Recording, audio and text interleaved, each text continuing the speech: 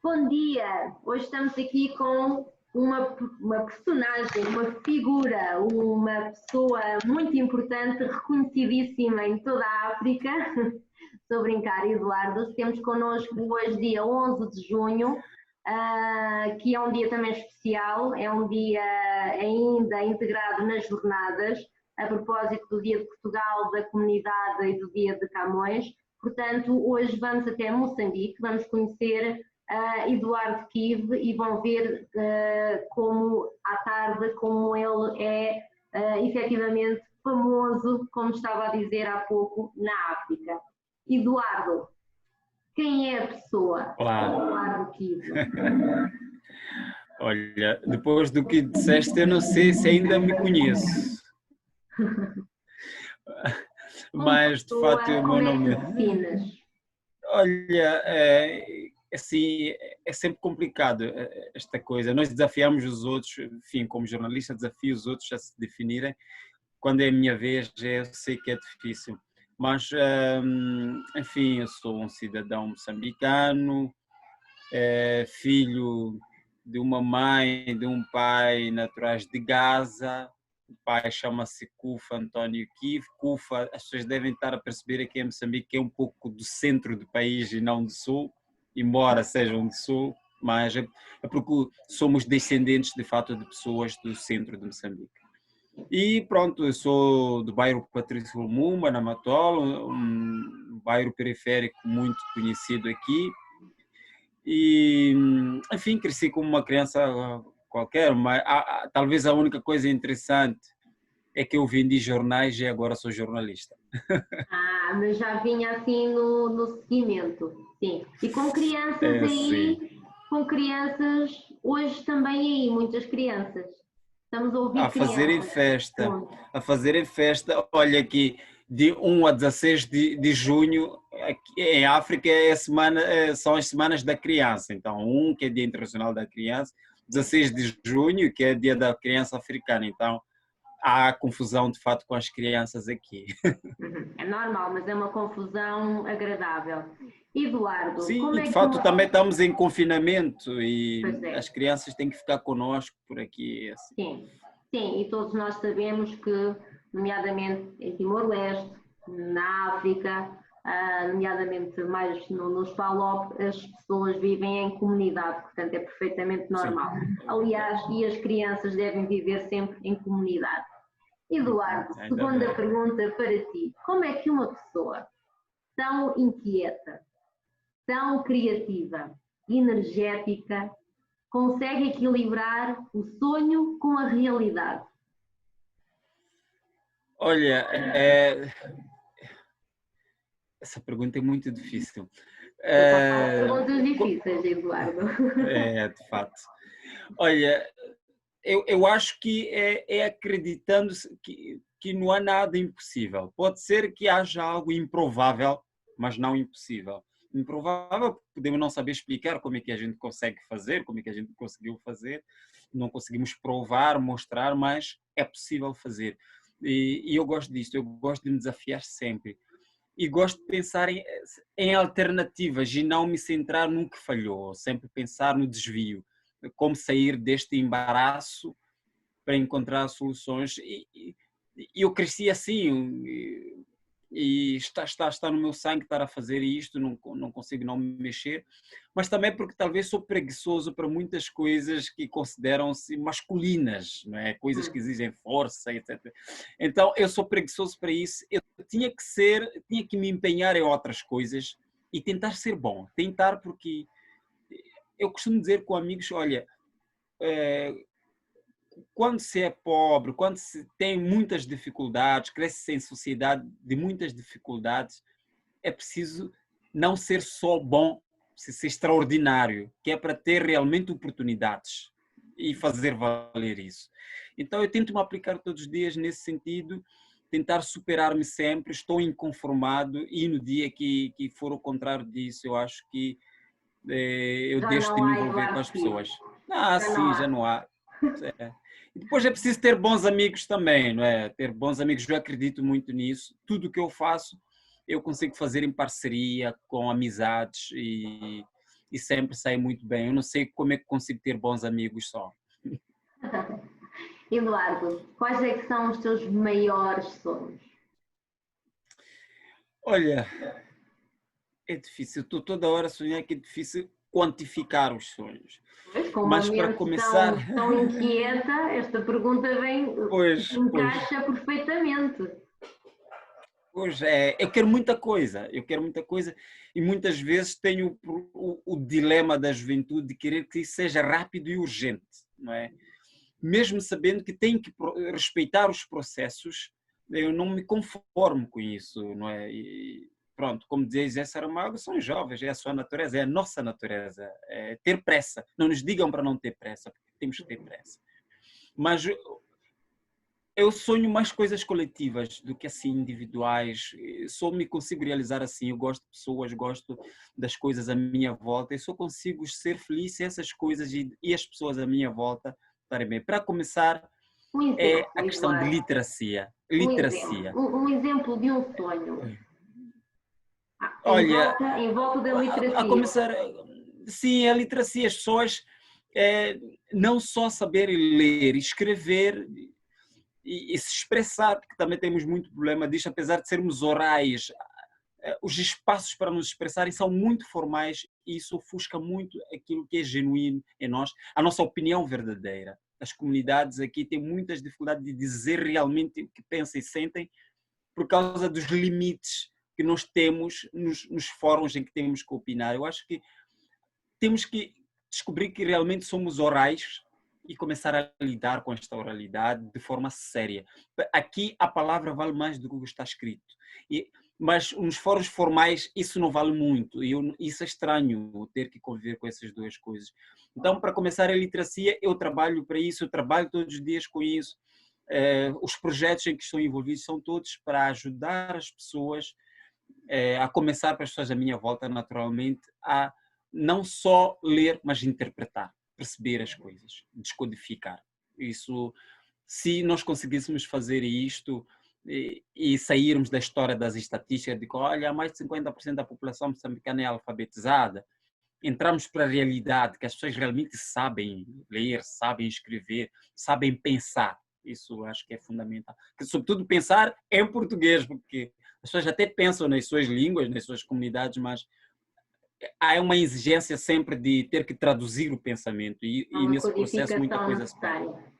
E então Pois. é um sonho com algumas ramificações, não é? Portanto, é um sonho que Muitas, tem em muitas. torno da literacia, com liberdade de expressão e Exatamente. também com capacidade de codificação ao fim e ao cabo. Quais é que Sim, são sim. os obstáculos, afinal, então, para concretizares esse teu sonho?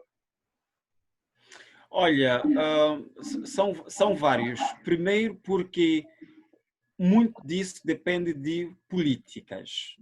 Lá está, eu não quero falar de política, mas falo de políticas, coisas que são pensadas, eh, dirigidas para as pessoas, para pensar estratégias das pessoas acederem às coisas e fluírem nas coisas. Então, isso talvez eu não consiga fazer, mas há algo que eu já faço e que é trabalhar dia a dia perto das pessoas, com as pessoas e desenvolver projetos que facilitem isso, nomeadamente com escolas, através dos movimentos literários em que estou aqui envolvido. Trabalho com escolas, é ler para as crianças, é pintar com as crianças, é desenhar com as crianças, com os adolescentes, a partir daí lançar a semente de gosto pela leitura e, sobretudo, com o jogo de leitura e interpretação, porque também estou preocupado com isto, ler-se e se interpretar. Então, isso já faço. E outro obstáculo é a questão do livro. O livro, enfim, em toda parte é caro, provavelmente o problema não seja o livro na sua finalidade, mas no processo para até se ter um livro. Então é preciso pensar-se várias coisas, é preciso políticas públicas para a leitura, é preciso políticas do livro, aqui nós não temos isto. Então, por isso que eu digo que muita coisa depende de coisas grandes, mas as pequenas coisas na comunidade, na cidade, vamos tentando fazer e eu acho que temos sido bem-sucedidos nesse aspecto. Sim, porque dentro da política podemos também encontrar umas políticas mais sociais e humanistas, Sim, mesmo com sim, essa sim, parte do acesso aos livros. Eduardo, sim. mais jornalista, mais editor, mais escritor?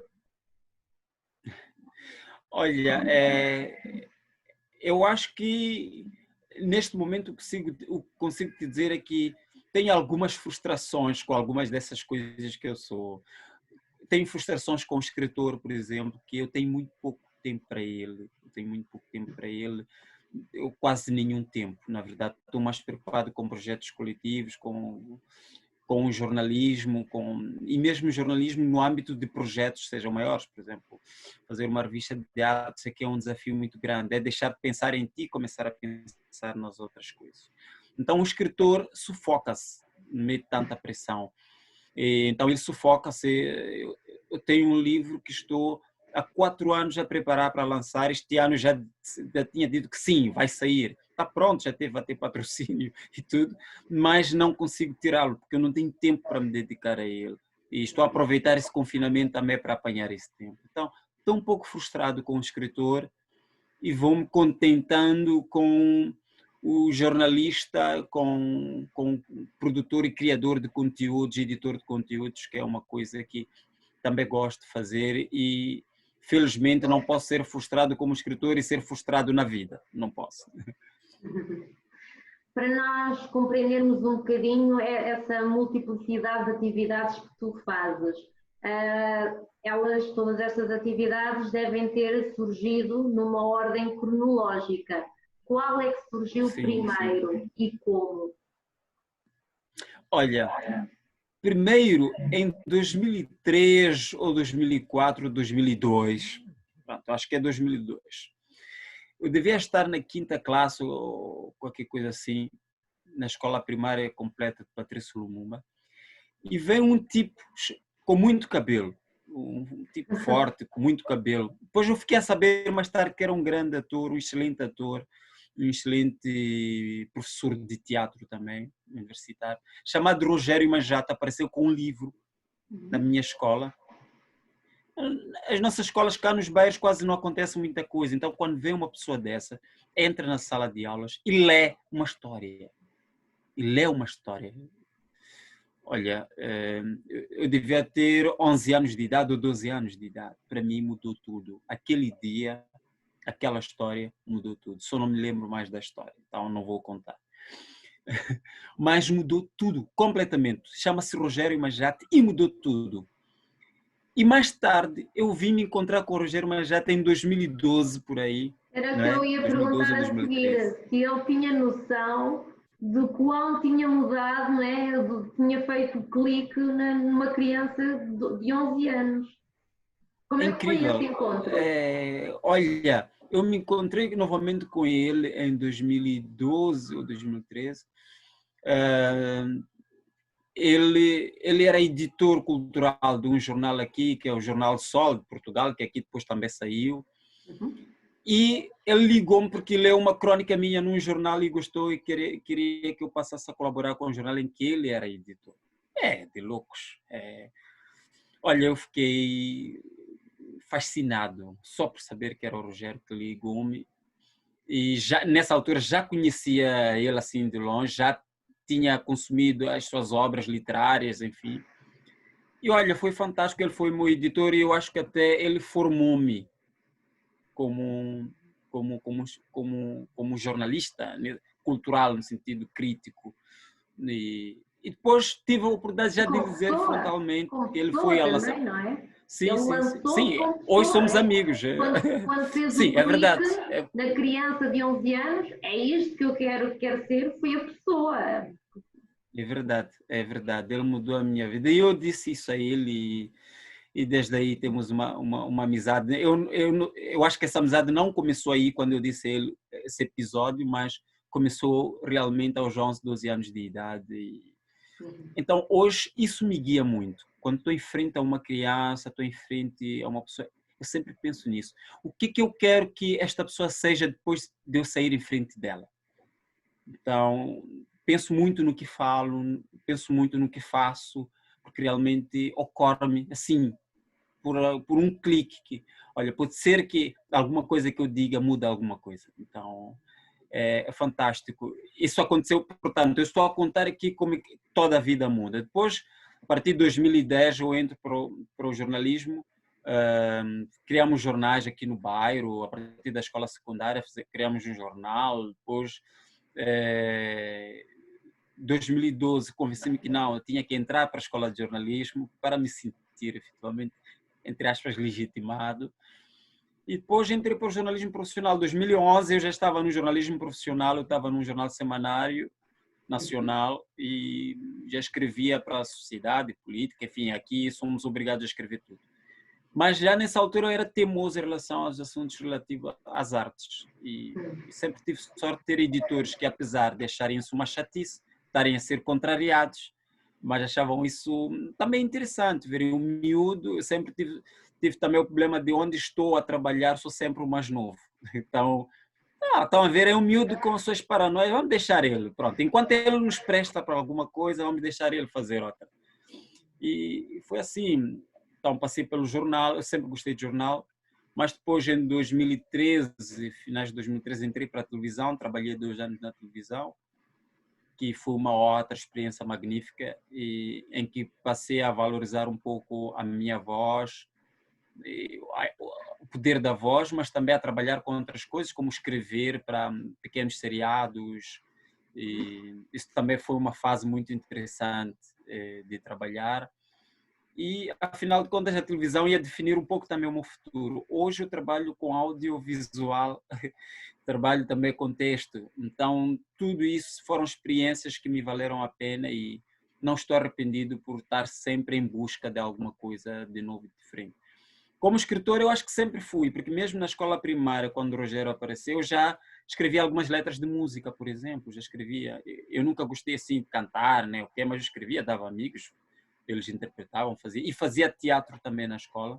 Na verdade, o teatro salvou uma vida, eu acho que sim. Olhar para a minha comunidade, para as pessoas da minha geração, da minha idade na zona, todas elas, ou quase todas, perdidas, ou morreram, ou tiveram acidentes graves, ou contraíram doenças graves e fatais, ou caíram nas drogas, enfim. Há muita gente da minha geração e da minha idade que eu nunca mais vi. Então, eu acho que o teatro salvou-me, porque permitiu-me estar sempre focado, sempre desejoso em fazer algo de espetacular, algo de extraordinário. Eu acho que isso salvou uma vida e até hoje eu devo isso ao teatro. E talvez esse trabalho com as artes é uma forma também de compensar e fazer valer isso para os outros. Eu penso que sim, que é extravasas um bocadinho, não vais para o palco, mas extravasas naquilo que tu fazes. Olhando aí para trás de ti, literatas, o que é literatas, Eduardo? Pois, e extraordinariamente, uma das capas, a capa que está do lado onde eu apontei, é da Lucrécia Paco, que é uma das melhores, se não das maiores atrizes em Moçambique. Eu gosto muito da Lucrécia. Pronto, a Literatas é uma revista de artes. Antes era só de literatura, a partir de 2011, 2012 era só de literatura. Nós criámos como uma forma também de descobrirmos coisas. E Nós não quem é que crescemos com introduziu a livros arte? muito... Eduardo, desculpa, quem é que introduziu a arte? Olha, fui eu e um amigo chamado Nélio Nhampos. Na altura eu desafiei ele a ser editor, porque eu já não tinha muito tempo de sair ele para ser editor.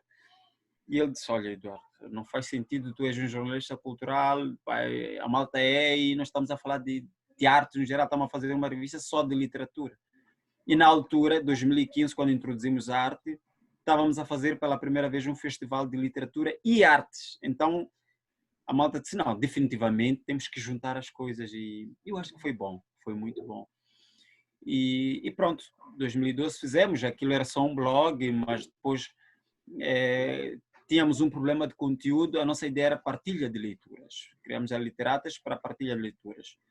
Num país onde há pouco acesso ao livro, foi uma forma de nós criarmos conteúdos para que as pessoas tivessem.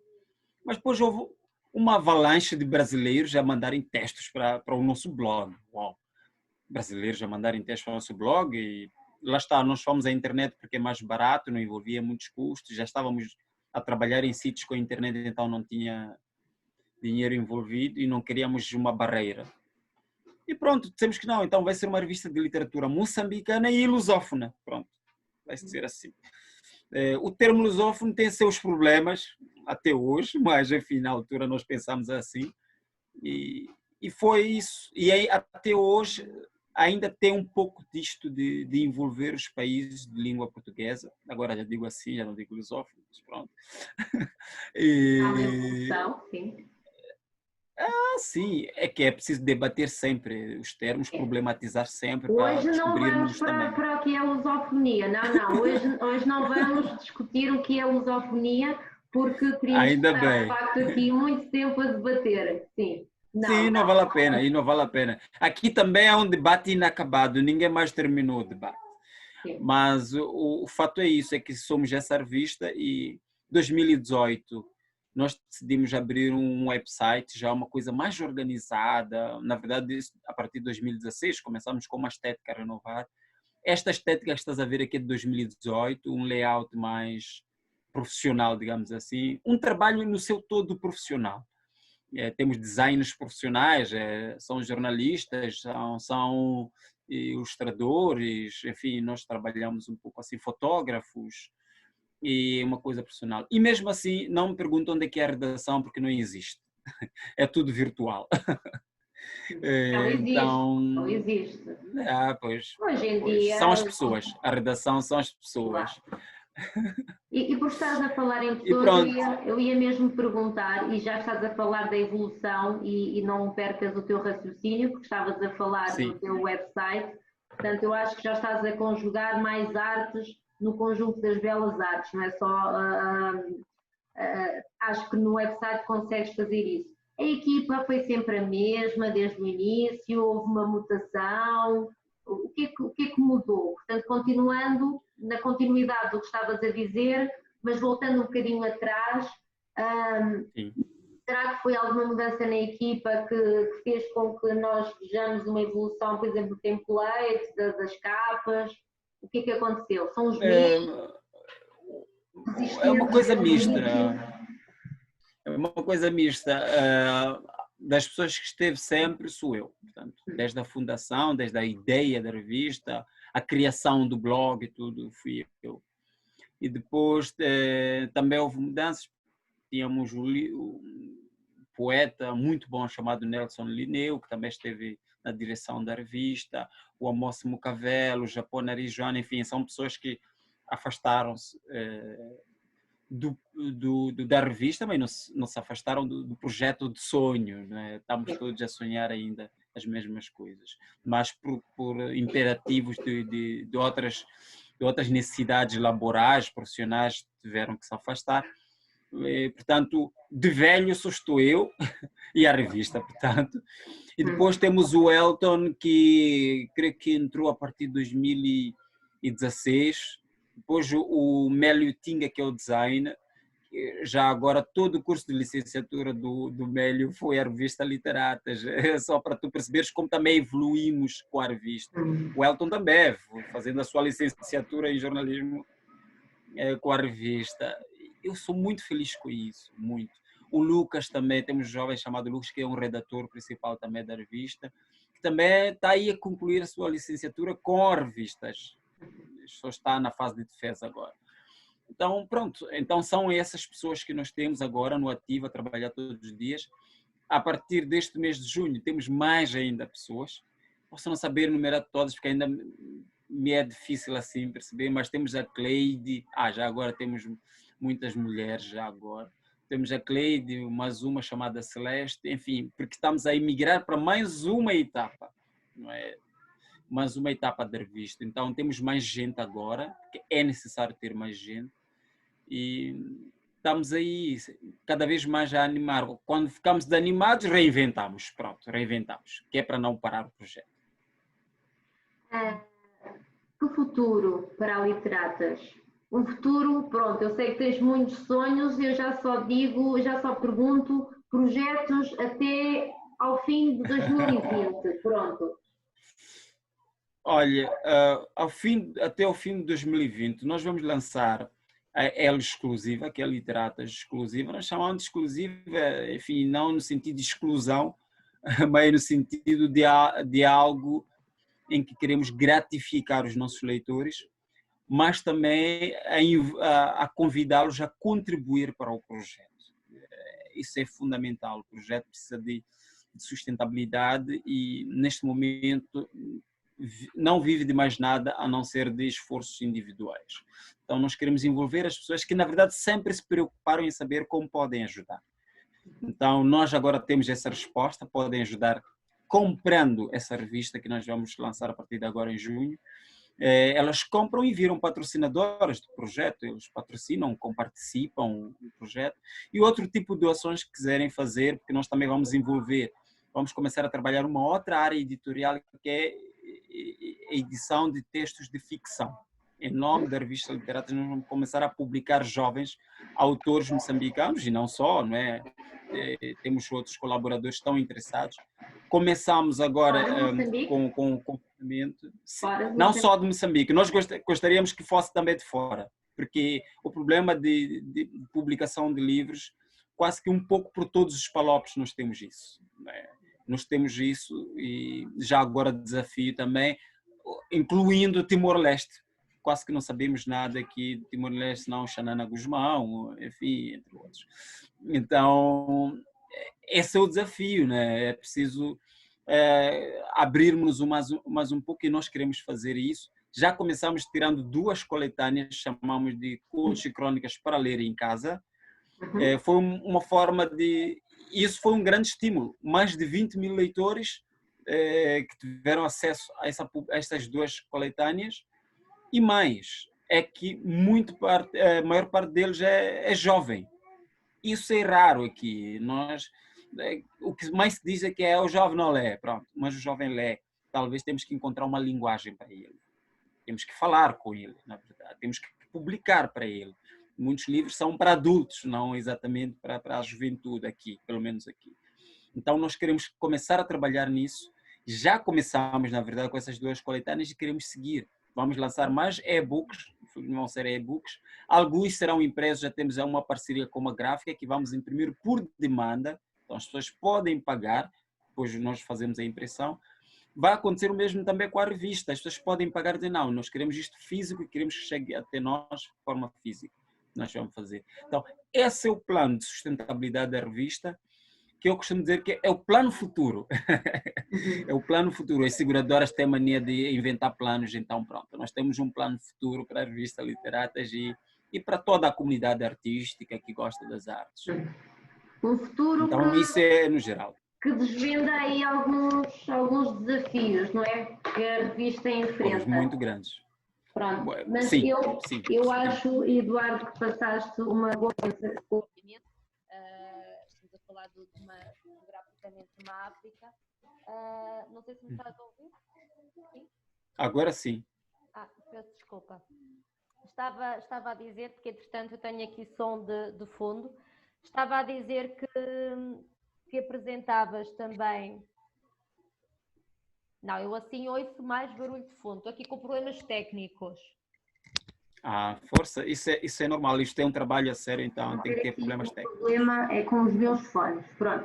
Mas o que eu queria dizer, Eduardo, é que obviamente o contexto dos PALOP tem a ver com o contexto, claro, da África e como referiste Timor-Leste, eu quase que aproveito e com esta vontade também de juntar Goa, Bio e Damão, e é muito importante que realmente a comunidade portuguesa toda ouça e assista a estas jornadas, porque o que tu estás a dizer que acontece aí em Moçambique e é possível, como tu estás a descrever com a Literatas, tocaste em pontos essenciais. De facto, se as crianças em Timor-Leste não leem, é porque não há literatura para elas.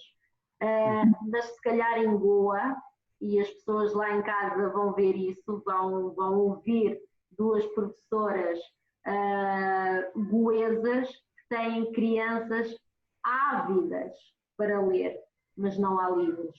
Portanto, eu acho que tem que haver, digamos que um trabalho em rede, mas um trabalho em rede, se calhar mesmo entre os FALOP, não tanto de, não sei se me estás a compreender, Eduardo, não tanto estar à Sim, espera estou a compreender. grandiosos, mas se calhar um apoio Sim. de quem está mesmo no terreno, como tu estás, com o vosso trabalho magnífico, que é um exemplo, e é um exemplo para mostrar a Timor-Leste como é que se pode chegar às crianças, e é um exemplo também como é que as crianças que não têm livros em Goa, por exemplo, mas podem ler. Portanto, eu aproveitava para te pedir para partilhares o teu website para as pessoas lá em casa anotarem, para poderem assistir pelo menos com acesso se tiverem, aqui agora todos já têm acesso à internet, melhor ou menor, mas para irem lendo pelo menos o que sai da África. É verdade. Com muito gosto, Celina. De fato, o que tu disseste é verdade. O cenário se estende para todos. E o nosso endereço é www.literatasmz.org. Eduardo, se quiseres até podes colocar no teu nome, no renomear, colocas o link, colocas o endereço para as pessoas verem. Portanto, por cima do teu nome, fazes renomear e deixas o link, que eu acho que é importante. Pois, sim. E é importante, principalmente porque, conhecendo eu a Literatas, tem um efeito que realmente também serve aos adultos, porque os adultos também são muito preguiçosos às vezes para ler. Verdade. É muito visual, não é? Portanto, tu já trabalhas muito com vídeos, com webinars, como estamos a fazer agora, e claro, é uma forma também de leitura.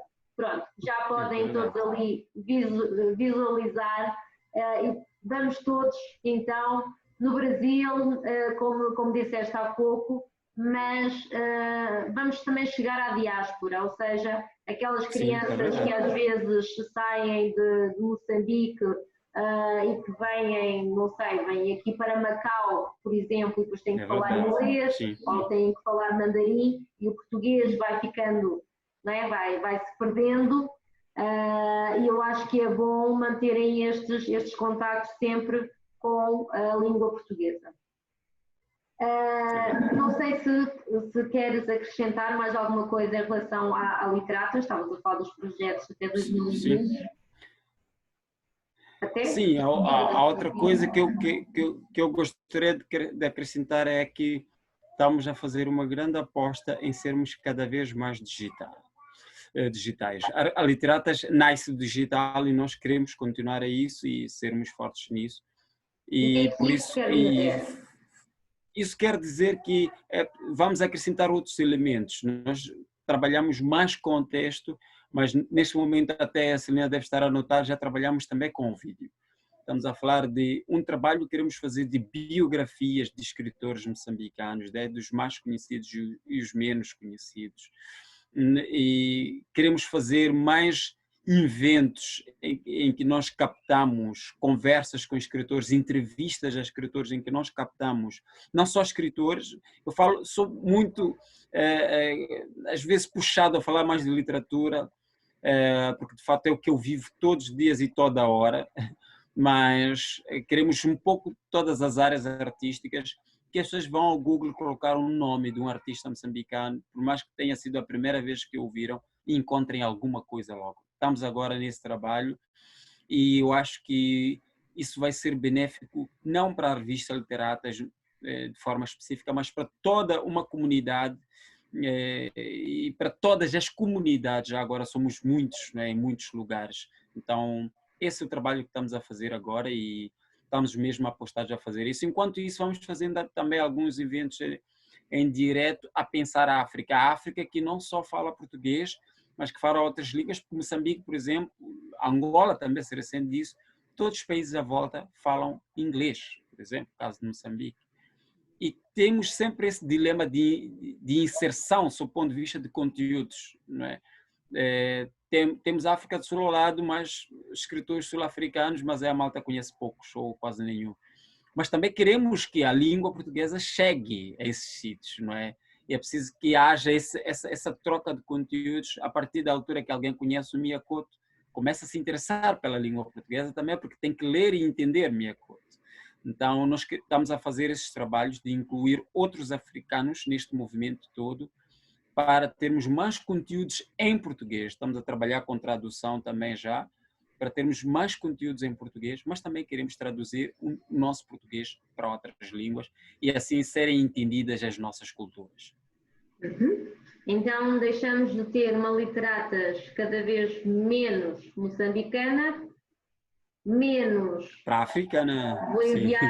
Vou agora inventar um neologismo, menos palupiana e mais africana, para chegar aos... Mais africana, sim. Exatamente. E nós já começamos com isso. Nós já temos entrevistas publicadas já a escritores africanos tem sido imenso. Nigéria. Pensar a África tem sido um sucesso. Queres falar um bocadinho sobre isso?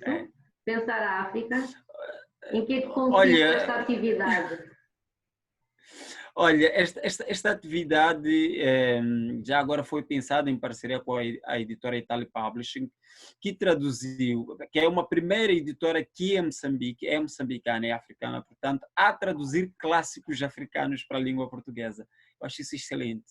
E a partir daí nós pensamos, olha, então vamos começar a pensar, lançar um movimento em que se pensa a África na sua diversidade, mas por dentro dela. Geralmente grandes iniciativas vêm da diáspora africana, mas não, nós queremos pensar aqui dentro, pessoas que vivem os problemas todos os dias a pensar e a criar.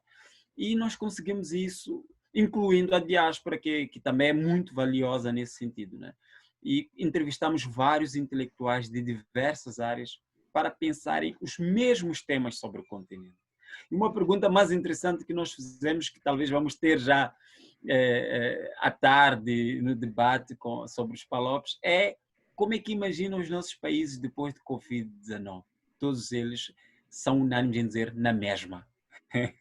Então, é escandaloso ouvir isso, mas ainda vamos ter os mesmos problemas provavelmente, e em alguns setores até pior, os problemas vão piorar, mas enfim, pensar a África, é mostrar o conhecimento dos africanos, pessoas que estudam, vivem a África todos os dias, que não são só africanos, há pessoas de outras nacionalidades que pensam a África e que vivem a África todos os dias, pesquisadores, pessoas interessadas pela cultura, enfim.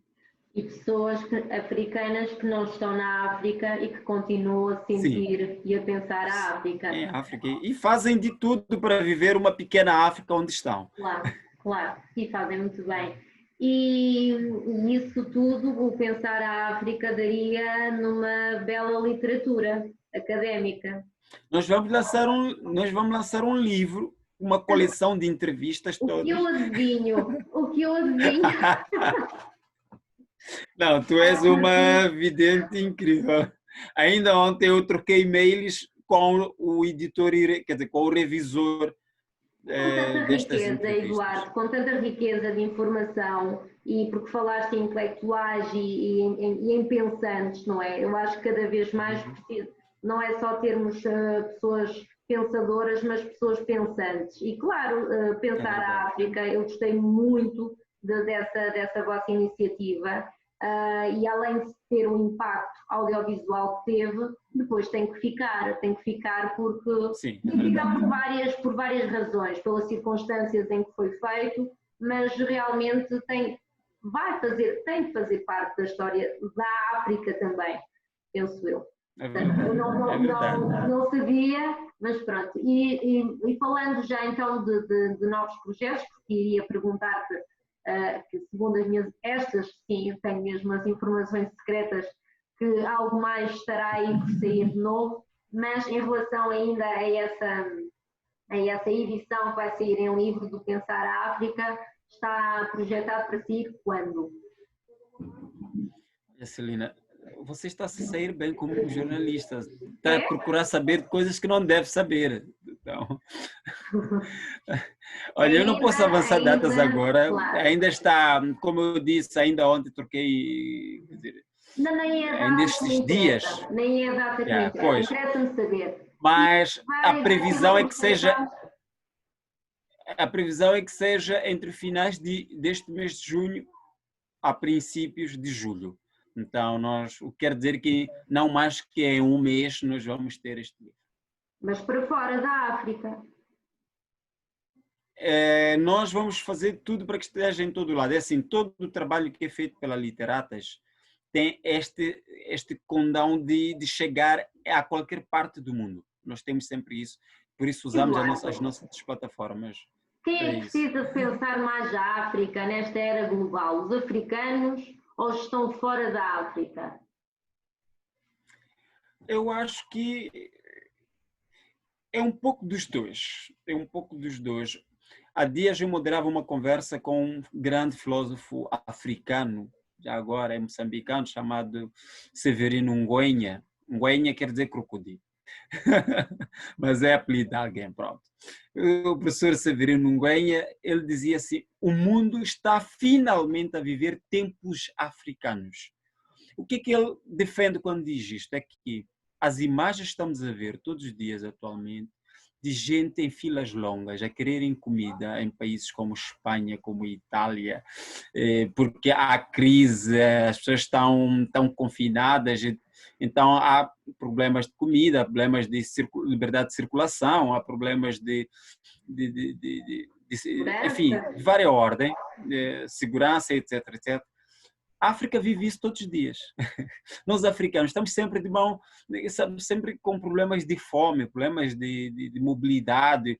Quase entre países aqui não andamos, porque é caro viajar para a África, é mais fácil, é mais barato eu sair daqui para Lisboa, amanhã mesmo, do que sair daqui para o norte de Moçambique. É caro, o mesmo preço de voo para ir a Portugal ou ir ao Brasil. Então, pronto, o mundo hoje, esta crise de mão estendida, os países ricos, de pessoas de mão estendida, com crise de alimentos, com problemas de internet, com problemas de eletricidade, nós aqui vivemos isso todos os dias. Então, o mundo está a experimentar um pouco o que é ser africano. E provavelmente vão nos conhecer melhor agora, não é? Porque já experimentaram na pele. E vocês também têm esse pensamento em relação ao outro. Sim, sim. Nós temos esse pensamento em relação ao outro e quando se previa que fosse o caos, o continente, em relação, por exemplo, ao Covid-19, que é a coisa da atualidade, nos reinventamos. As máscaras, por exemplo, que dizia-se que não haveria máscara para África nenhum, nós estamos a fazer em casa, cada um de nós. Então, estamos a sair, estamos a vender a preço de banana, estamos aqui praticamente a oferecermos uns aos outros. E são soluções nossas. E o Severino Ngüenya, só para concluir, porque isto é pensamento dele, ele diz que quando o mundo está a viver finalmente os tempos africanos, para perceber a África, nós estamos a nos reinventar. Não queremos viver o tempo africano. Nós estamos a ter crises, os sistemas de saúde ainda não colapsaram, quer dizer, está tudo ainda muito normal. Tu andas aqui ainda está tudo normal.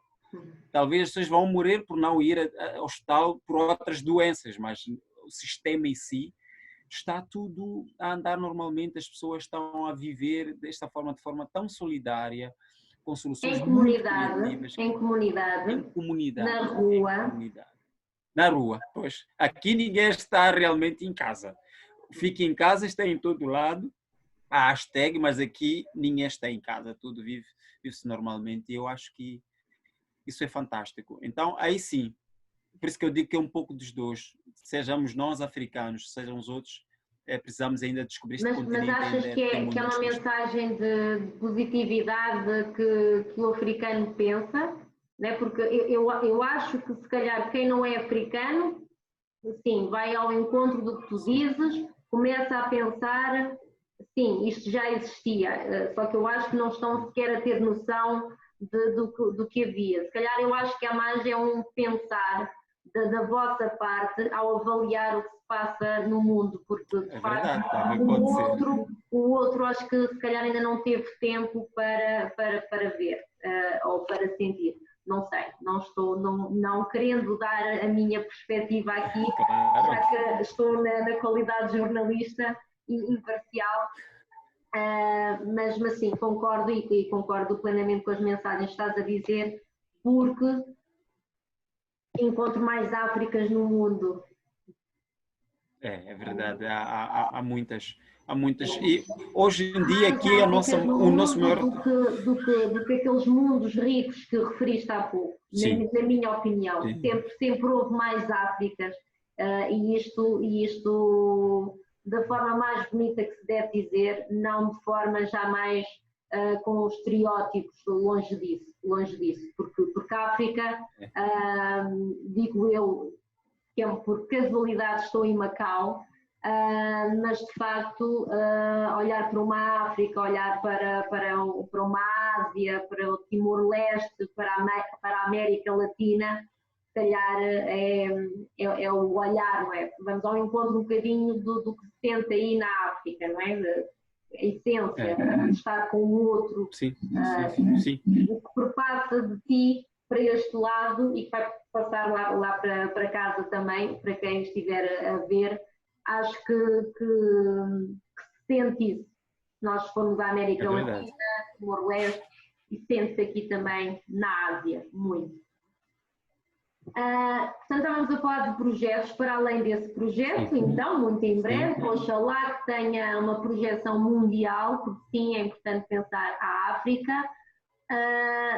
Realmente agora tenho mesmo umas fontes secretas que me disseram que viria aí um projeto assim muito, muito em breve para nascer, já terá nascido. Olha, vai nascer. Não? Com certeza estás a falar da ela exclusiva que nós vamos tirar já a partir do dia 15. Quantas revistas tem o Eduardo? É a mesma, é a revista Literatas mais, digamos que mais prestigiada, mais bem trabalhada, 15 dias já a produzir conteúdos, ou mais, porque na verdade estamos há mais tempo a produzir, com mais gente interessante a colaborar, não é? De um projeto feito só por 2, 3 pessoas, que é o website, que todo mundo conhece, e com muitos colaboradores, claro. Agora estamos a falar de uma revista a sério, que é trabalhada, pensada todos os dias, que ainda tem uma grande jornalista neste momento também a colaborar conosco, chamada Celina. E não sei, a Celina é colaboradora, terá uma coluna interessante, e, enfim. Então, teremos a Celina, teremos muitas outras pessoas. A ideia é olhar a cultura como as culturas, não é? Eu costumo dizer que não existe só uma cultura, e eu concordo com isso, são muitas culturas. E nós estamos a olhar para este conteúdo, esta revista, será isso, é pensarmos culturas, é pensarmos que a nossa forma de ser e de estar, nosso pensar, é influenciado por essas culturas. Então, é mais do que belas artes, é pensar cultura mesmo, é uma revista de cultura mesmo. Olha, vai ser interessante e as pessoas vão gostar disto. Será algo que, pelo menos em Moçambique, nunca foi visto. Então, para quem não conhece Moçambique, já pode se sentir iludido. Sim. Eu estou com fé e com as minhas expectativas bem altas em relação a esta revista, que eu sei que será um sucesso, obviamente. E ao falar agora que a cultura é mais do que as belas artes, quase que me apetece já escrever, portanto, a coluna que me pediste para dizer o que é cultura com C maiúsculo, cultura com C minúsculo e cultura com K. Leiam a coluna. Seria espetacular. Leiam a coluna. Pronto, então, como é que as pessoas vão ter acesso a esta revista? Vai sair, olha, sai dia 15, passa a ser quinzenalmente disponível, e as pessoas podem comprar, podem entrar no site da revista Literatas ou nas páginas do Facebook, ok? E vão ter lá então um link do website que é para fazer a compra da revista. Na verdade, com a qualidade que tem, é praticamente uma oferta. Não é? Exatamente. É isso que Ninguém as pessoas venderia um precisam conteúdo de desse. saber. Sim, sim. Sim, na Portanto, eu verdade acho que sim. é a nossa forma. É assim, nós sempre fizemos, todos os conteúdos que nós fizemos até hoje foram gratuitos. Não é? Então nós pensamos que é mais uma coisa gratuita que estamos a fazer. Mas queremos permitir-nos ser ajudados. Porque também não podemos reclamar que não temos ajuda se não damos a oportunidade das pessoas de ajudar. Então, as pessoas, ao comprar esta revista, não estão só a comprar um conteúdo de fato extraordinário, eu acho, com toda a vaidade, mas estarão a comprar Não, eu diria com toda a um humildade. projeto. Permitir-nos de sermos ajudados. É verdade. É muito bonito o que tu dizes. Então, És mesmo um exemplo. Vai ao encontro da pergunta que eu vou dizer a seguir. Tu és, de facto, uma pessoa muito reconhecida e reconhecida, mais do que reconhecida, eu diria que és, eu sinto que és muito acarinhado aí, não só em Moçambique, mas também talvez impulsionado pelo Literatas, és reconhecido, és acarinhado, és bem acolhido pelos demais países africanos. Relativamente aos PALOP, qual é que é a tua relação com os PALOP? Olha, muito especial. Por exemplo. É muito especial. Olha, com Angola, sobretudo, eu tive muito gosto de ir a Angola a primeira vez em 2012 e na altura não conhecia a Tomazina, que é onde veio depois no debate, conhecemos na Etiópia, mas eu fui a Angola para participar de uma Bienal de Poesia, de um projeto, mas antes já tinha uma relação muito interessante com Angola, com a literatura angolana, sobretudo. Já a cultura angolana, no seu todo, sobretudo a música, todo moçambicano tem uma boa relação. Aqui ouve-se mais música de Angola nas rádios até do que moçambicano. Então, há uma relação muito grande. Depois também há uma relação profissional, porque em 2011 eu já passava a colaborar com o Jornal Angolano de Cultura, não sei se ainda sai por estes dias, mas exatamente chama-se Cultura, Jornal Cultura de Angola, e foi um exemplo ao nível dos PALOPs, quanto a mim, que é possível fazer um jornal a ombrear com outros jornais normais na banca, que seja só de cultura. Então, o Jornal Cultura de Angola, editado por um poeta que é também jornalista, chamado José Luís Mendonça, que eu gosto muito dele. Por acaso tenho o livro dele aqui perto, com o título Angola Fala Só. Não, Angola me diz ainda. Pronto. Eu sempre faço confusão. Então, ele é editor do Jornal Cultura, que eu passei a colaborar desde então. Então, tenho uma coisa muito, muito especial com Angola. Mas também com São Tomé e Príncipe. Eu conheci uma escritora de São Tomé e Príncipe, enfim, fora do continente africano, no Brasil, chamada Conceição Lima, que é extraordinária. Eu já conhecia a Ada Espírito Santo só dos livros, só da leitura, mas quando conheci a Conceição Lima, que é uma pessoa que eu ouvia nas emissões em português na rádio BBC. Eu ouvia aqui em Moçambique. Quando conheci ela pessoalmente, é uma poetisa excelente, é extraordinária. Tem os livros dela também por aqui, alguns, mas senão vai dar confusão se tiver que procurar.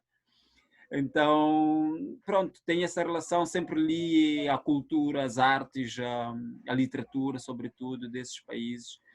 Guiné-Bissau, então, é uma coisa de uma tristeza sempre. Eu digo de uma tristeza porque, apesar de toda a riqueza, eu acho que é dos países entre os PALOPs que não consegue encontrar a tranquilidade que tanto merece e anseia. Isso é triste para mim, eu imagino que seja triste para todos, sobretudo os PALOPs que vivem as culturas dos PALOPs. É triste a situação de Guiné-Bissau e sou solidário a isso, a todos eles, e tenho conversado quase todos os dias com amigas e amigos guineenses. Temos um grupo do WhatsApp dos PALOPs onde sempre conversamos, só para tu veres o nível em que estamos de entendimento, de conversa, de encontros, e sempre tentarmos criar manifestos a repudiar as coisas que acontecem, porque também é importante este ativismo, dizer que não, isto não está bom e nós não queremos isto, nós não gostamos disto, e nem os guineenses gostam disto. Então, pronto. Tem toda esta relação muito boa e estamos a fazer mais esforço ainda para estarmos juntos, passarmos experiências positivas. E à tarde vamos assistir a 2 mesas redondas que mostram mesmo esse encontro forte que existe entre vocês. E projetos com a restante África, tens? Sim, tenho um projeto com a restante África. Como eu disse, já pode ir a alguns países africanos que não sejam de língua portuguesa, a começar com a própria África do Sul, que está ao lado. Acho que todo moçambicano já foi à África do Sul, eu acho. Então, isso é uma coisa natural que a malta já não diz aqui. Então, mas há outros projetos, sim, sobretudo o grande desafio que nós temos aqui, que me preocupa quanto pessoa, mas também como jornalista, é traduzirmos os pensamentos africanos escritos noutras línguas que nós não temos acesso. Essa é a nossa preocupação, que é para podermos nos entender. Então, temos esse projeto que é pegar as literaturas, começarmos a participar em encontros, em eventos, em festivais que não sejam de países de língua oficial portuguesa, em África, para nos conhecermos, para trocar experiência e também trocar projetos. Começarmos a fazer coisas juntos. Já agora, este ano, começamos entrevistando escritores que não sejam dos PALOP.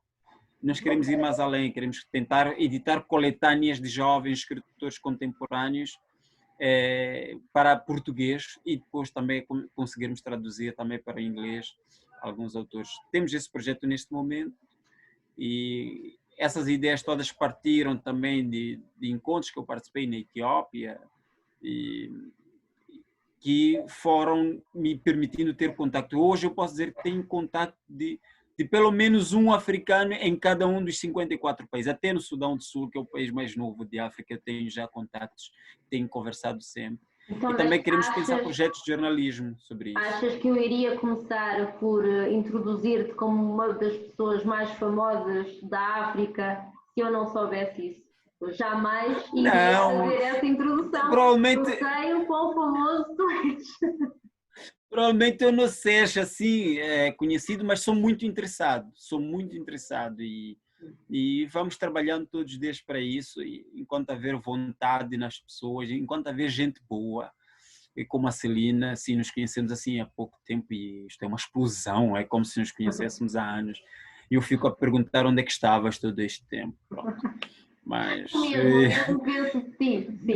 Ainda agora estávamos a falar dos eventos e estava a pensar, mas como é que o Eduardo não teve acesso ao meu guião de perguntas? Como é que ele quase que adivinhou que a minha pergunta a seguir seria que tipo de eventos é que ele já tinha, em que tipo de eventos é que ele já tinha participado? A sério, está aqui a prova. Quer dizer, temos assim... Uau! Isto... eu ficaria assustada, mas não, acho que é bom. E eu só quero fazer este comentário, porque estamos a falar da África e porque eu, conhecendo o que não é a África, que é o norte da África, muito pouco, para mim não é a essência, o âmago da África, eu quero dizer isto porque são muitas das pessoas que estão a ouvir, portanto, com toda a minha responsabilidade. Vocês têm, além de interessados, são pessoas interessantes e têm projetos sem financiamento. E nós vivemos rodeados, às vezes, de sítios pequenos ou sítios mais ou menos pequenos em que é fácil gerir o negócio até da cultura, né? Que pode ser um negócio em que há até dinheiro, mas depois há pessoas desinteressadas e desinteressantes e o dinheiro fica ali e não se faz nada. Portanto, os africanos são um exemplo realmente para o mundo inteiro. Portanto, desculpa, eu tinha que dizer isto porque é o que eu sinto. Com a minha pouca experiência de andar um bocadinho por aqui e por ali, tenho visto muito dinheiro parado e muitas pessoas, se calhar, desinteressantes e desinteressadas em relação à cultura. Depois olhamos para a África com esses desafios todos que tu colocas, mas com essa energia e todos de mãos dadas e os projetos a brotarem de todos os lados e vocês não param de facto. Não sei, vamos ver o que é que acontece de facto depois do Covid, vamos pensar a África, o que é que vai acontecer na história da era global. Vamos ver. Vamos ver o que é que a África... Vamos ver, olha, é o nosso instinto de sobrevivência, é uma Sim, coisa, claro. eu acho que, assim, nós não conseguimos olhar as coisas e pensar é o fim do mundo. Não, o mundo recomeça, está em constante restart. Então, nós nos inventamos, costuma dizer um escritor angolano chamado Onjak, que olha, a gente conta as nossas realidades e acham que nós somos grandes fazedores de ficção. Porque há muito pouco de ficção naquilo que nós escrevemos, são nossa história do dia a dia, mas que até para nós parece ficção, de fato. Depois de ter acontecido, tu perguntas, mas como é que isto aconteceu? E aconteceu. Então, é aquele conhecido que está todos os dias na mesma esquina, à tua espera para pedir uma boleia. E tu já sabes que todos os dias a pessoa estará ali, à tua espera, a pedir a boleia. E é automático, não precisa de reuniões, não precisa... É uma coisa assim, natural. E depois tu compras uma coisa na rua, das uma nota de 1000 meticais, que é muito dinheiro aqui, uma nota de 1000 meticais, eu quero comprar uma recarga de telemóvel, para falar. E a pessoa não tem troco, tem que sair à procura de troco. A pessoa vai, eu fico ali parado à espera. Depois a pessoa volta e dá-me troco. Quer dizer, a pessoa podia ter ido e não voltar, mas voltou.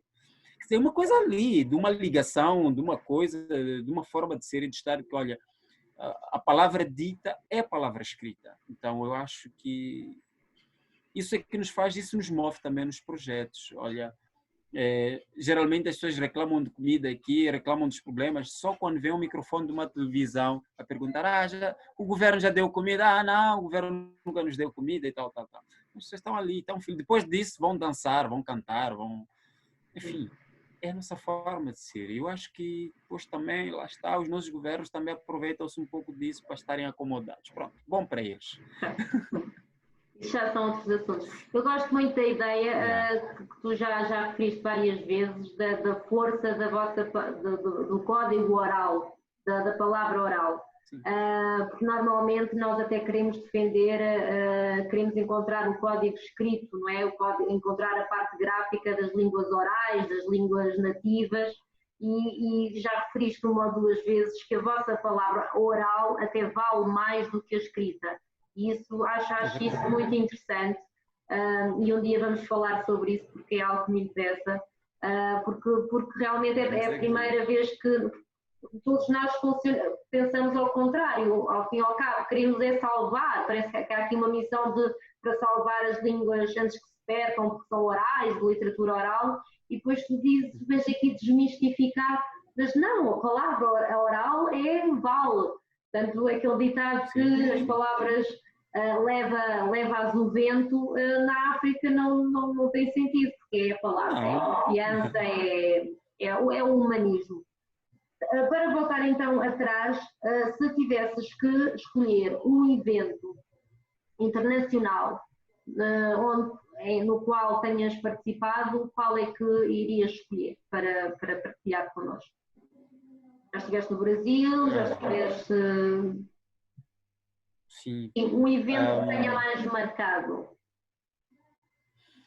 Olha, um evento em si, naturalmente, que é o Fórum Pan-Africano da Juventude na Etiópia. Por muitas razões.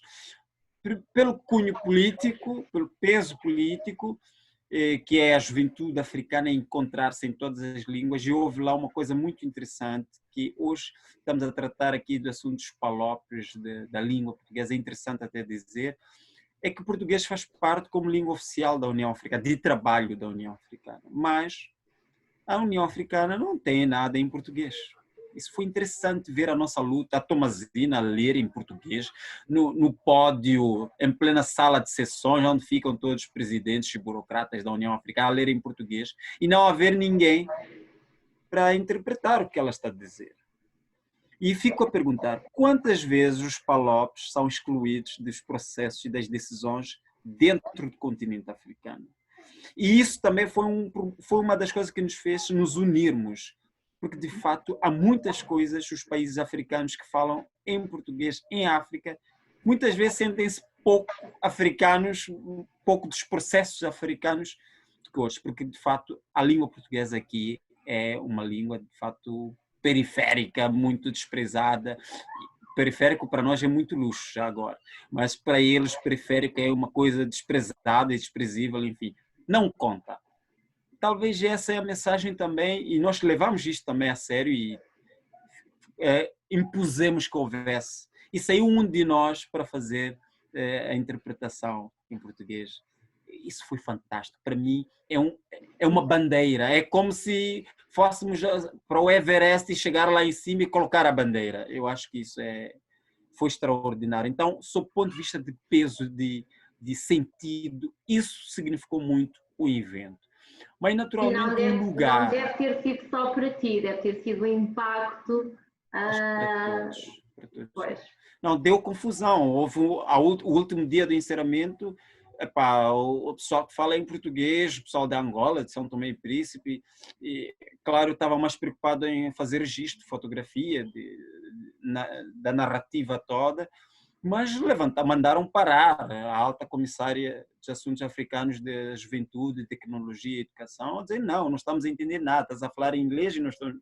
E é preciso que fale-se também em português, porque é a língua de trabalho. Está-se a falar em francês, em inglês e árabe, que é também uma língua de trabalho. E Swahili, que é também uma língua de trabalho. E português. Então, pronto. Isso teve um peso.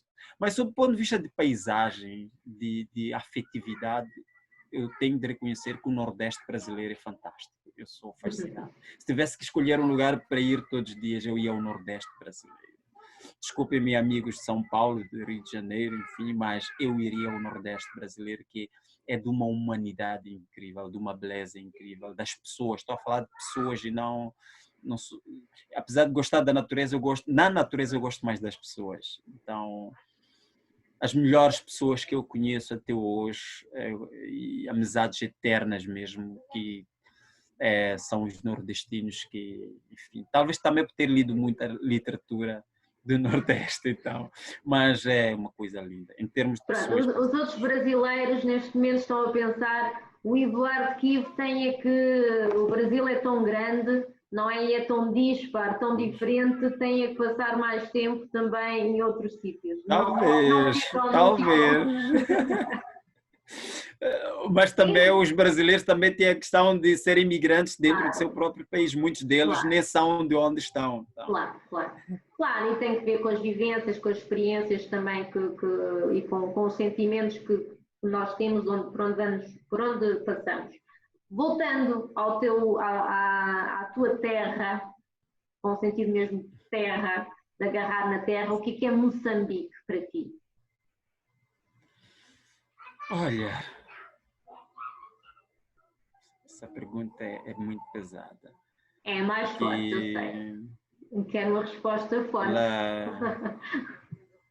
Ela leva-me a minha avó, que não vive aqui em Maputo, vive em Gaza, as dificuldades que ela tem. Eu sempre que penso em Moçambique são essas imagens que me vêm, sim, não diria feias, mas melancólicas. Eu acho que é isto, é um pouco disto o país. Assim, todos os poetas que escreveram Moçambique, muito poucos escreveram um poema em que a gente é capaz de vibrar e aplaudir em pé, não é? Como se fosse um grande espetáculo que a gente acabou de ver dos Rockefellers, etc. Então, é uma coisa melancólica. Só o nosso Pablo Titosse, não é? O nosso poeta moçambicano, que escreveu que ontem nós visionámos, no dia 10 de junho, à tarde, ele, na desgarrada lírica, acabou com uma ode a Moçambique, mas a tocar toda a África, sim, incrível. E aí os poemas dele são alegres, por isso é que o Pablo precisa de empurrão, sim, um empurrão não só moçambicano, um empurrão grande para ele, porque eu estou com ele, sim, aqui, ele vive muito Moçambique com uma alegria, com uma nostalgia, mas alegre, com um sorriso, sempre que eu me falo Moçambique Olha, nesse sentido eu posso dizer que é dos melhores sítios para se estar e viver, que é esse sorriso. Apesar de tudo, nós sorrimos no fim. e nós dançamos, nós cantamos, nós partilhamos. Eu acho que isso é essencial e fundamental. Nós partilhamos, nós convivemos. Há um ditado Xangana que diz tinha manas tsongo e kunona, não é? Quer dizer, é um pedacinho de carne tão pequeno, mas parece tão grande que cabe para todos. Então, tem que ser para todos, tem que ser. Se não... E não há plano B, tipo, se não dá para todos, dá para não, tem que ser para todos. Então, nesse sentido, sim, mas eu vivo esta melancolia toda porque, assim, eu tive a sorte, tenho ainda a sorte de andar um pouco por todo o país, desde as cidades até as zonas rurais. Sobretudo as zonas rurais, eu trabalhei muito, tenho, até hoje, sempre que posso, vou para esses lugares, sentar no chão, tomar as bebidas tradicionais e ouvir histórias também. Então, viver as noites africanas, as noites moçambicanas são sempre diferentes, são estranhas, são diferentes. Há muita coisa que só se revela de noite e não de dia. Então, tudo isto, para mim, é fascinante, porque a tristeza também nos fascina, não é? Às vezes, eu tenho um pouco disto, me fascino até com as coisas tristes. Mas é isso. Eu penso o país um pouco nesta mística de algo fascinante, mas que é algo que está ali sempre... pois, um pouco de fado. Sim. Pois, mas é normal para uma mente criativa, para quem escreve e para quem sente as artes, é perfeitamente normal. Então, tendo tu uma noção mais ampla do que é Moçambique, porque Moçambique não é uma Guiné-Bissau, por exemplo, é bastante maior, achas que aquilo que disseste sobre Moçambique é partilhado pelos outros moçambicanos? Eles veem Moçambique da mesma forma que tu? Olha, eu acho que sim. Eu acho que sim, que podemos, num momento específico, não ter enfim, não termos essa consciência em função do momento em que falamos e de com quem falamos. Mas somos todos unânimes em dizer que a tal magia da urbanização, da urbanidade, está em poucos sítios, zonas muito localizadas. A oportunidade de ter uma internet que nos permite estar aqui horas a conversar quase todos os dias não é para qualquer um. Isso não é para qualquer um. Isso é de fato... E hoje nota-se isso com a tal coisa de ensino online, que está acessível para muito pouca gente. As famílias não conseguem ter internet em casa, a internet é cara, isso é real. Ter aparelhos, dispositivos que lhes permitam ter acesso. Então, eu tenho consciência disso. E as estatísticas também do Censo Popular da População, os estudos da população, também são claros quanto a isso, que são 3 milhões da população, entre 30 milhões, têm acesso a essas coisas todas. E 3 milhões, adivinha, 2 milhões tem em Maputo. Em Maputo tem 2 milhões. Então, o resto é pelas capitais provinciais. Então, isso já diz o que é o país. Então falta muita coisa. Só para tu ver, já instituições públicas que só estão a construir uma rampa para acesso a pessoas com deficiência motora, SOAs. E isso é um problema. E se só fazem isso hoje, não é porque também já têm consciência, não. É porque ainda há uma pressão para se colocar para que depois tenha-se consciência. Então, é um processo muito grande. Mas tudo isto não é feio. Eu costumo dizer que isto não é feio, porque é um processo. As pessoas precisam de aprender, as pessoas precisam de se adaptar, as pessoas precisam de... Há quem recusa-se, mesmo estando na cidade, de usar tudo isto que tem acesso. Há quem recusa-se, mas esse pelo menos tem oportunidade. Então é preciso termos todos essa oportunidade e podermos ser livres de recusar. Mas pronto, as pessoas nas zonas rurais, só para dizer pelo menos uma coisa bonita, e que eu gosto muito disto, comem ovo quase todos os dias, então, porque tem galinha em casa. E nós na cidade às vezes ficamos um mês sem comer ovo, porque não temos dinheiro para comprar. Não foi só isso que disseste bonito. E já estavas outra vez a entrar, né, na tendência de pensar a África outra vez, não é? Nesta era global, já estavas outra vez a enunciar é que se calhar a pressão de vocês terem que ter internet, de terem que ter um sem fim de coisas que não servem para nada, ao fim e ao cabo, para a humanidade, se calhar é algo que vem de fora. Claro que para vocês nem é pensado, nem é...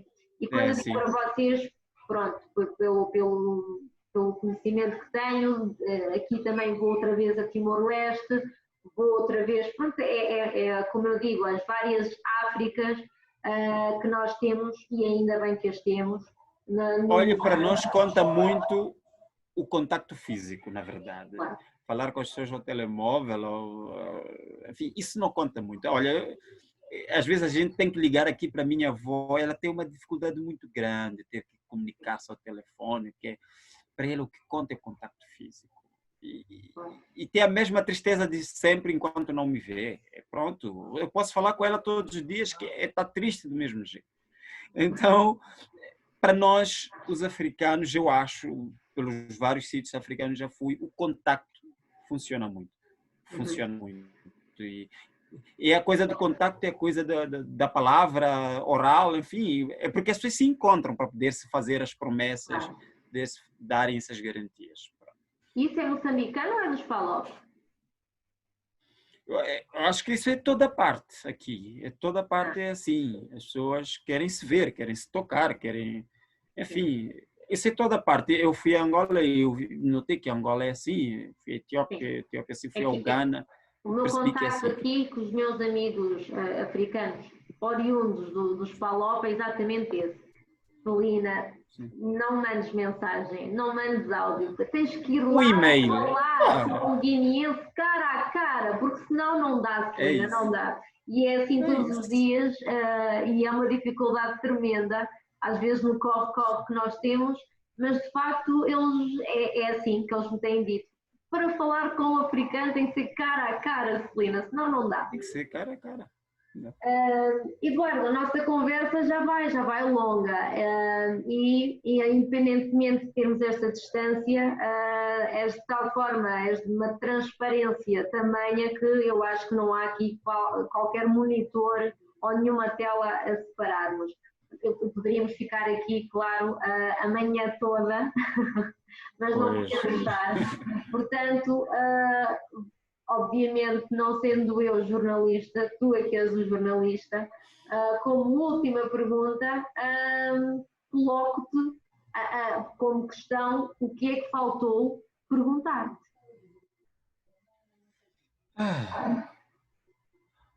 Faltou perguntar-me o que faltou perguntar-me. Eu acho que faltou isso e já fizeste. Uma lista porque já fizeste perguntas, todas elas difíceis. Mas, sei lá, eu não sei, nós falamos tantas coisas, Celina, que eu acho que acabo até sendo eu a dizer coisas que não devia ter dito. Pronto. Então, acho que em algum momento lá na conversa eu já disse alguma coisa que não devia ter dito. Sim, como eu. E não perguntaste, então eu disse. A espontaneidade e a naturalidade, e quando as coisas vêm da alma e são sentidas, são mesmo assim. E quando são assim, não ferem ninguém. Nenhum brasileiro ficou sentido contigo, nem ninguém ficou a pensar que viver bem é em Moçambique e ir visitar só o Nordeste brasileiro. Todos nós ficámos com a mensagem que podemos ser e estar felizes, independentemente do lugar de onde estamos. É verdade. Olha, só mesmo... Alguma coisa? Olha, só para dizer, de fato, que falamos da revista, é importante dizer isso, que, enfim, agradecer os companheiros muito bons que eu tenho à minha volta. É importante perceber que sim, a gente parece extraordinário, na verdade, mas as pessoas que andam à nossa volta são melhores ainda. Eu acho que os que andam à minha volta são melhores ainda, porque há coisas, há produtos finais que aparecem que não foram iniciativa minha propriamente, mas eu fui aberto simplesmente para perceber e receber isso e partilhar. Então, o Elton, o Mélio, que todos os dias estamos a pensar e fazer, discutir, nos desentender e depois reconquistarmos-nos, enfim, são pessoas de uma grande coragem. Eles não são medrosos, eles têm muita coragem, são ousados e são loucos também. É preciso um pouco de loucura também. E são muito loucos e, sinceramente, são grandes pessoas. Só tenho isso a dizer. Agora, tia, a pergunta que não fiz. A mim não fizeste nenhuma pergunta ainda. Estou a dar-te uma oportunidade singular. Celina, talvez a única pergunta que eu possa fazer assim um pouco pessoal. Assim, tu és muito energética, assim, envolvida. Para todo mundo. Para todo mundo saber como é que a Celina é. Tu és assim energética, cheia de coisas, iniciativas a envolver-se. Quando tu andas na rua, o que é que tu observas? As pessoas também. Tudo, tudo, tudo. Ultimamente, E te lembras depois do que estou aqui viste? em Macau, fica a felicidade. Eu acho que venho depois para casa sempre muito feliz. Eu sou daquelas que vou contar uma que foi muito recente, duas situações muito recentes. Da semana passada. Numa, portanto, eu aqui não sei falar a língua, não sei falar o cantonense, comunico ainda por gestos. Portanto, vi um gato numa lojinha, pedi para entrar e, claro, agachei-me, pus-me no chão para tirar uma fotografia ao gato. Mas as pessoas dão autorização, portanto, eu gosto muito de entrar, de sentir, de ver, e as pessoas também precisam muito do contacto. E a semana passada, porque entretanto eu acho que entrei nesta parte das jornadas, eu acho que deixei de sentir, eu acho que só vou sentir isto depois. Mas foi muito gratificante o ter saído de casa e ter visto um casal com um bebê recém-nascido, que não eram locais, portanto não eram chineses, não sei se seriam filipinos, pronto, de outra comunidade, e eles sentiram, é que lá está, é por isso que eu digo, há muitas Áfricas em muitos sítios, eles sentiram que eu precisava de tocar no recém-nascido, e o casal parou e deixou-me mexer no pezinho e na testa do bebê, e eu fiquei tão cheia, Eduardo, e isso acho que é fantástico. Portanto, eu sou um bocadinho, eu não sou de estar sentada como tu tanto tempo, não aguentava, não. Eu sou de lupa, andar de lupa e andar por todo lado e entrar. E eu vou aproveitar, porque acho que tem todo o sentido daquilo que tu estavas a dizer em relação ao teu projeto. Este projeto que é nosso e que é mais vosso do que meu, é exatamente, e eu ainda não estou a sentir, vou senti-lo depois, porque lá está, também foi um ato de loucura, mas Eduardo, estas jornadas estão a ser feitas com pessoas que eu não conheço de nenhum lado. Portanto, claro que obviamente já toda a gente sabe, eu tive esta ideia louca, que não sei, assim numa semana que ganhou a dimensão que ganhou, mas o que é facto, e eu é assim que eu publicito e apregoo e quero que esta mensagem passe para todos os países, é a qualidade humana que está aqui, porque ninguém está a receber dinheiro. Eu tive a ideia, mas eu não te conhecia a ti, Eduardo, eu não conhecia as professoras goesas, eu não conhecia mesmo as pessoas envolvidas nas jornadas do Dia de Macau, eu não as conhecia. Portanto, eu sou a Celina, ponto, não conhecia ninguém, e vê a loucura que é assim, em tempo recorde, estarmos a fazer jornadas, mas com esta qualidade humana em que temos envolvidos, que as pessoas abraçaram, sem me conhecerem de parte nenhuma por telefone. Está bem, Celina, com todo o prazer, fazemos isso e isto para mim, Eduardo, eu concordo contigo, só se faz mesmo, e eu acho que não é por questões dos outros serem mais ou menos loucos do que nós, não é por aí, é por uma questão mesmo humana. As pessoas, há boas pessoas, e eu quero acreditar que são as boas pessoas que ainda fazem a diferença. Pode haver até mais, menos boas pessoas, mas quem faz a diferença são as boas pessoas. E acho que estas jornadas que estamos a fazer, são um bom exemplo disso, Eduardo. Eu acho, porque eu sou muito, muito grata, porque conheci gente riquíssima, com uma alma e com tanto, eu aprendi tanto ao assistir. Neste momento sou eu que estou a entrevistar, mas estive em todas as mesas redondas, aprendi imenso com toda a gente, e isso é bom, isso é muito bom, porque se eu aprendi, e agora vamos todos fazer um esforço para que nos vejam e revejam, a ideia é que todos possam aprender um bocadinho.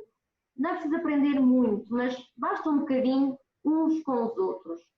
Eu acho que o objetivo aqui não é língua, eu costumo dizer línguas, não é cultura, já que eu digo culturas, é mais interculturalidade. E nós, mundo em português, mas no mundo. Acho que é isso. Acho que a globalização tem que ser vista de uma forma mais... Claro que tem as suas vantagens, mas todos nós sabemos que também tem as desvantagens. Portanto, vamos fazer destas jornadas uma vantagem, uma mensagem positiva a nível que contribua, pelo menos, para a era da globalização. Desculpa, Eduardo. Pois, vou fazer isso, não, eu sei. E estamos a meio ainda da preparação, não é? Porque isto, claro que estamos na preparação. Daqui a uma semana é que eu vou digerir esta loucura toda que está a ser, e aí é que vai encher-nos mais. Eu acho que não só a mim, acho que quem participou também não tem a noção ainda da grandeza que está aqui, e isso é muito bom, e eu espero receber depois o feedback das pessoas que se envolveram, com um sorriso, com uma prontidão, uma disponibilidade enormes. Espero receber um feedback e que me digam: estamos tão cheios como tu, Celina, queremos mais. Que é para eu dizer, vamos sim, vamos agora conseguir. É o Eduardo que vai fazer as jornadas, mas entre o mundo em português com o francófono e o anglófono.